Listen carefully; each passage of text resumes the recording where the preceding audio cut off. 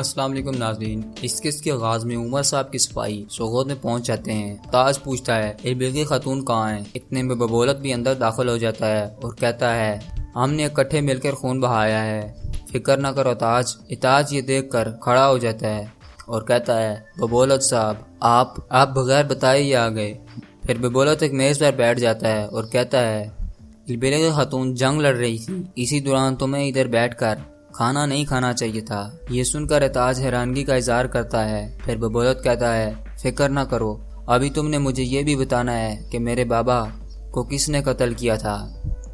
اس کے بعد ببولت کہتا ہے یونال میرے لیے آدھا پکا ہوا گوشت لے کے آؤ۔ جب یہ زیادہ پک جاتا ہے تو خون غائب ہو جاتا ہے اور میں خون والا گوشت زیادہ پسند کرتا ہوں۔ یہ سن کر ایک سپاہی سامنے پڑا ہوا گوشت اٹھا لیتا ہے۔ پھر ببولت کہتا ہے میں ارطغرل سے ملنا چاہتا ہوں، کیا وہ یہی ہیں؟ تاج کہتا ہے نہیں سردار، ہم نہیں جانتے وہ کہاں ہے۔ ببولت کہتا ہے وہ واپس آئے گا، میرے بابا فوت ہو گئے ہیں اور میری بہن قبیلے کا نظام چلا رہی ہیں، آج سے عمر قبیلے کا سردار میں ہوں۔ یہ سن کر قبیلے کا ایک آدمی کہتا ہے ہمیں قبیلے کے باقی آدمیوں کا انتظار کرنا چاہیے اور جرگہ بلانا چاہیے۔ ببولت کہتا ہے جرگے کی کیا ضرورت ہے؟ کیا تم میں سے کوئی اور بھی ہے جو سردار بننا چاہتا ہے؟ پھر وہ آدمی کہتے ہیں یہ ناممکن ہے سردار، ایسی گستاخی کون کر سکتا ہے؟ تو ببولت کہتا ہے تو پھر ٹھیک ہے، اب سے سردار میں ہوں۔ اتنے میں ایک سپاہی ہلکا پکا ہوا گوشت لے آتا ہے اور ببولت اسے کھانا لگتا ہے۔ دوسری طرف چرچ میں درائگوز موجود ہوتا ہے۔ تارا اسے بتاتا ہے کہ ارطغرل نے لئیس سے 10,000 سونے کے سکے طلب کیے ہیں، ورنہ وہ لفکے قلعے کے تاجروں کو بازار میں آنے نہیں دے گا اور قلعے کا محاصرہ کر لے گا۔ دراگوز کہتا ہے ارطغرل بہت تیز ہے، وہ جانتا ہے کہ دشمن کو کیسے ڈرانا ہے، تم لئیس سے کہو کہ وہ احتیاطی تدابیر لے لے۔ ارطغرل سونا نہیں بلکہ میری شناخت جاننا چاہتا ہے۔ دوسری طرف ببولت اپنے آدمی کو کہتا ہے ہمارے سپاہیوں سے کہو کہ تیار ہو جائیں، ہو سکتا ہے کہ میں ارطغرل کے آتے ہی اسے ختم کر دوں۔ یہ سن کر نہیال باہر نکل جاتا ہے اور پھر ببولت کھڑا ہو کر کہتا ہے آج سے ہم اپنا کام تیز رفتاری سے شروع کر دیں گے، سوغوت میں ہم نے بہت کام کرنا ہے۔ اتنے میں ارطغرل صاحب بھی اندر داخل ہو جاتے ہیں، سب ایک دوسرے کو سلام پیش کرتے ہیں۔ پھر ببولت کہتا ہے میں عمر قبیلے کا سردار ہوں۔ ارطغرل پوچھتا ہے خیر ہے، آپ لوگ کوئی خصوصی ملاقات کر رہے تھے کیا؟ ببولت کہتا ہے ہم بات کر رہے تھے کہ میرے بابا اور میرے سپاہی کیسے مارے گئے، اس کا ذمہ دار آخر کون ہے؟ پھر ارطغرل کہتا ہے ہم نے ہر چیز کی تحقیقات کر کے ایک مقدمہ چلایا تھا، ذمہ داروں کو تلاش کر کے میں خود انہیں سزا دوں گا، کیا تم کسی اور سے حساب لینا چاہتے ہو؟ ببولت کہتا ہے میں نہ صرف یہاں ٹیکس لینے آیا ہوں بلکہ ذمہ داروں کو بھی تلاش کرنے آیا ہوں۔ ارطغرل آگے سے کوئی جواب نہیں دیتا۔ اتنے میں اربل کی خاتون بھی وہاں پہنچ جاتی ہیں۔ پھر ببولت کہتا ہے میں قسم کھاتا ہوں کہ میں ذمہ داروں کو خود تلاش کر کے انہیں سزا بھی خود دوں گا۔ پھر وہ اپنا خنجر اندر رکھتے ہوئے کہتا ہے لیکن سب سے پہلے ہمیں اپنے حاکم اعلیٰ کی مدد کرنی چاہیے، آخرکار ہم ان کے مہمان خانے میں موجود ہیں۔ یہ سن کر ارطغرل مسکراتا ہے جبکہ عمر قبیلے کے ارکان پریشان ہو جاتے ہیں۔ پھر ببولت ارطغرل کے سامنے آ کر کہتا ہے میں عمر قبیلے کا نیا سردار ہوں اور میں اپنے سب سپاہیوں کے سامنے اپنے حاکم اعلیٰ کی اطاعت کرتا ہوں۔ پھر ارطغرل کہتا ہے اللہ کا شکر ہے، ہم ہر اس شخص کی حفاظت کرتے ہیں جو ہماری اطاعت کرتا ہے اور روایت کا خیال رکھتا ہے۔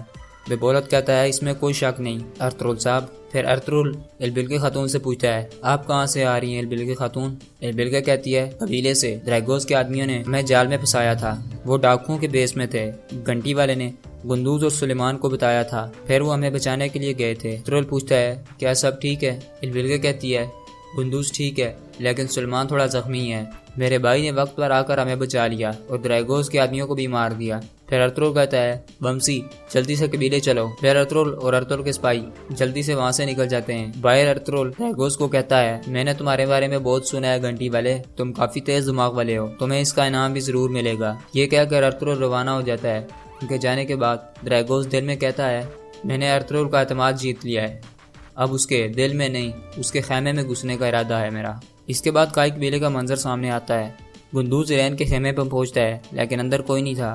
گندوز حیران ہو جاتا ہے۔ اتنے میں چارلی یہ خط دے کر اٹھا لیتا ہے۔ گندوز اسے کھول کر پڑھنے لگتا ہے۔ اس میں لکھا تھا گندوز میں واقعی تمہارے ساتھ رہنا چاہتی تھی لیکن میں ایسا نہ کر سکی، مجھے اندازہ ہوا ہے کہ میں یہاں میں یہاں بیٹھ کر اپنے بابا کے قاتلوں کو تلاش نہیں کر سکتی، اس لیے میں کچھ تو دنیا جا کر شہنشاہ سے بات کروں گی۔ میں انہیں مادہ کرنے کی کوشش کروں گی کہ وہ دراگوز کو تلاش کریں۔ مجھے معاف کر دینا گندوز، ہو سکتا ہے ایک دن ہم دوبارہ ملیں۔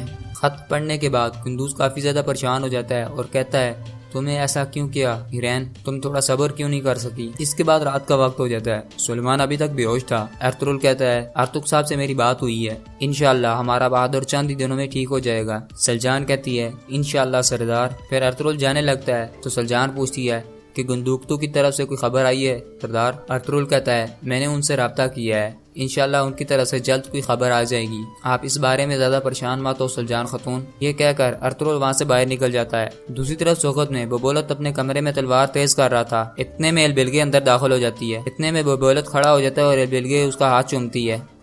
ببولت کہتا ہے تمہارا سر بلند دیکھ کر مجھے خوشی ہوئی ہے البلگے۔ البلگے کہتی ہے حالانکہ ہمارے بابا چلے گئے ہیں لیکن ہم سب اپنا سر بلند ہی رکھیں گے۔ پھر ببولت ایک جگہ غصے میں جا کر کہتا ہے کہ میں جلد یا دیر اپنے بابا کے قاتلوں کو تلاش کر ہی لوں گا، موت اس کے لیے نجات ہوگی۔ جب میں اسے پکڑ لوں گا تو وہ مجھ سے موت کی بھیک مانگے گا، وہ آسانی سے نہیں مرے گا۔ البلگے کہتی ہے ارطغرل صاحب اس دراگوز کو تلاش کرنے میں ہماری پوری مدد کریں گے، وہ ہمارے ہاتھوں میں آ جائے گا۔ پھر ببولت کہتا ہے کیا تم ارطغرل پر اتنا اعتماد کرتی ہو؟ البلگے کہتی ہے انہوں نے میرا اعتماد جیتنے کے لیے بہت کچھ کیا ہے۔ پھر ببولت کہتا ہے یہ مت بھولو کہ میرے بابا اور میرے سپاہی اس کے علاقے میں قتل ہوئے ہیں اور اس کے سرائے محل میں ہی قتل ہوئے ہیں، وہ قاتل نہ صحیح لیکن ان سب کا ذمہ دار ضرور ہے۔ البلگے اسے سمجھانے کی کوشش کرتی ہے لیکن ببولت اپنی بات پر قائم رہتا ہے۔ دوسری طرف کائی قبیلے میں ارطغرل نے اپنے خاص سپاہیوں کو اکٹھا کیا ہوا تھا۔ ترگت پوچھتا ہے وہ لئیس لات کے قریب کیوں ملنا چاہتا ہے سردار؟ میں بہت زیادہ الجھن میں ہوں۔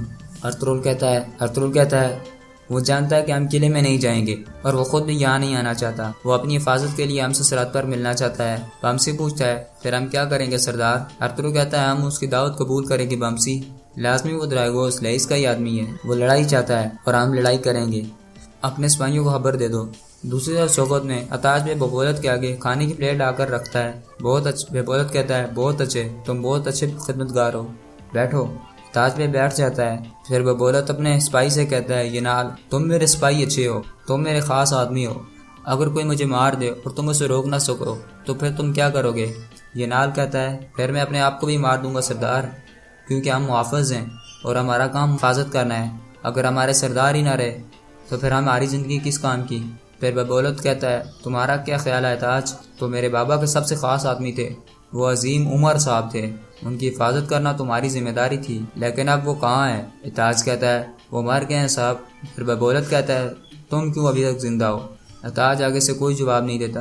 پھر ببولت گوشت اٹھا کر کھانے لگتا ہے اور کہتا ہے اس میں تو خون ہی نہیں ہے اور مجھے خون والا گوشت پسند ہے۔ پھر ببولت اٹھ کر تاج کے پیچھے کھڑا ہو جاتا ہے، تم گوشت نہیں پکا سکتے اور نہ ہی میرے بابا کی حفاظت کر سکے، تم کچھ بھی نہیں کر سکتے، تو پھر تم ابھی تک زندہ کیوں ہو؟ یہ کہنے کے بعد وہ اسے مار دیتا ہے اور یہاں یہ قصہ ختم ہو جاتی ہے۔